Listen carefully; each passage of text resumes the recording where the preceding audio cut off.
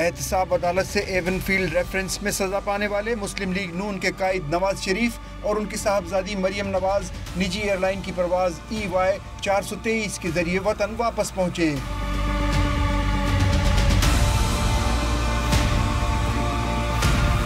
इस मौके पर लाहौर एयरपोर्ट के अंदर और बाहर कानून नाफिज करने वाले इदारों के अहलकार अलर्ट रहे। लाहौर एयरपोर्ट पर गिरफ्तारी के लिए नैब भी चौकस रही।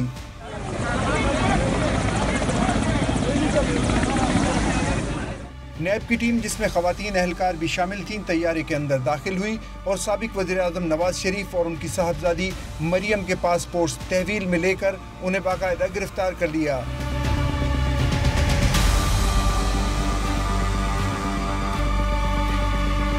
जहाज से उतरने के बाद नवाज शरीफ और मरियम नवाज ने गाड़ी में बैठने से इनकार कर दिया और अहलकारों को गिरफ्तारी देने के बजाय टर्मिनल की जानिब पैदल ही चल पड़े। इस मौके पर उनके हमरा आए लीगी रहनुमाओं ने नारे लगाए, जमहूरियत को चलने दो, जमहूरियत को चलने दो, जमहूरियत को चलने दो।